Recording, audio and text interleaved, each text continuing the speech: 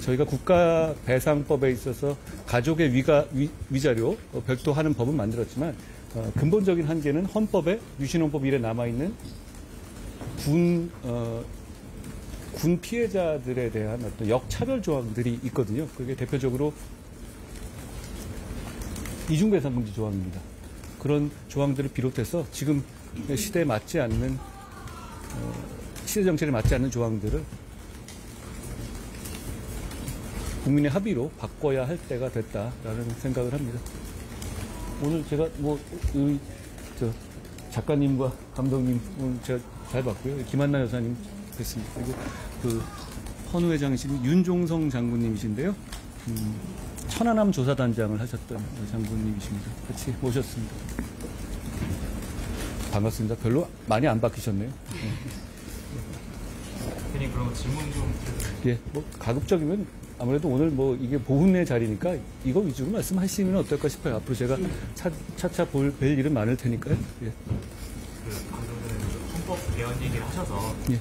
최근 언론 인터뷰에서도 개헌 제안을 하셨는데 좀 유력 대선주자로 꼽히는 이재명 대표는 개헌 논의는 아직 때가 아니다라고 좀 피하는 모양새거든요. 이건 좀 어떻게 보셨어요? 그분은 5년 동안 범죄 혐의를 피하고 싶은 것 아니겠습니까? 그분의 문제는 그렇게 헌법을 지키려는 게 아니라 자기 몸을 지키려는 것이다. 저는 그렇게 생각합니다.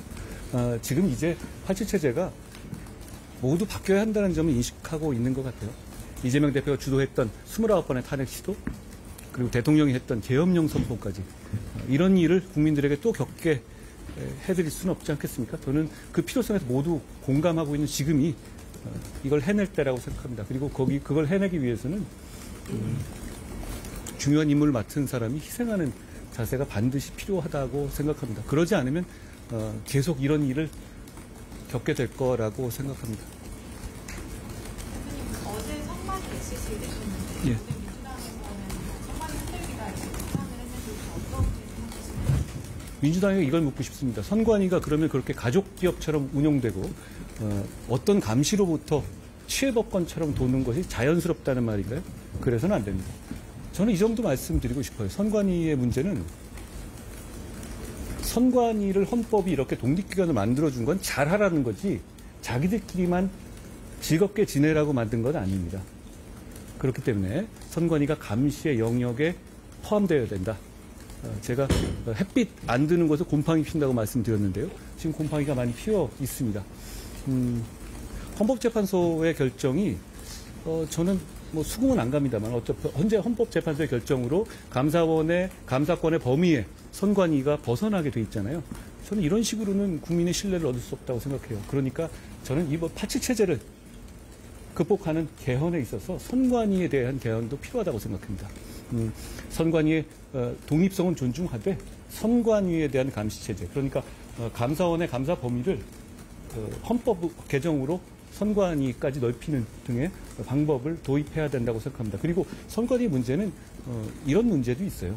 선관위의 헤드가 법관이 비상임으로 근무하게 돼 있잖아요. 그렇게 돼 있음으로 인해서 끼리끼리 밑에 실제로 실무자들끼리 뭉칠 수 있는 구도가 형성되고요. 또 나아가서는 아무래도 팔은 안으로 굽기 때문에 법관이 수장으로 있는 조직에 대해서 사법적인 감시에 대해서 조금 국민들이 느슨하지 않겠느냐라는 우려가 있을 수 있습니다. 그렇기 때문에 법관이 선관위의 수장을 맡는 것도 이제는 바꿔야 한다라고 저는 생각합니다.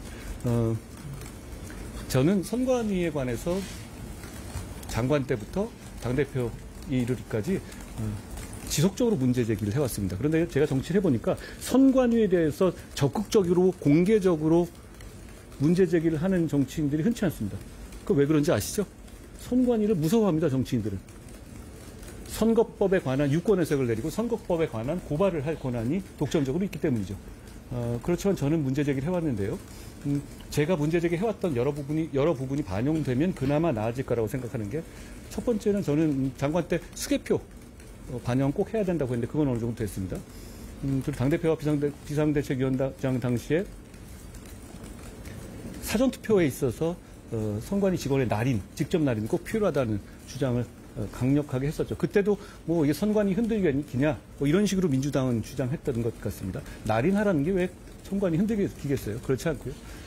그리고 사전투표 대신에 본투표 기간을 늘려서 투표의 편의와 투표를 독려하는 건 유지하면서도 사전투표를 멀찍이 떨어뜨려 놓음으로 해서 그 중간에 이슈가 반영되지 않는 부분, 그리고 선거운동 기간이 굉장히 짧아지는 부분 등의 그런 부작용도 많은 부분이 하고 계시기 때문에, 게다가 많은 분들이 이렇게까지 이거 싫다고 하시면 안 해도 됩니다. 이게 꼭 해야 되는 건 아니거든요. 그런 차원에서 저는 사전투표 대신에 본투표 기간을 늘리는 방식의 개선이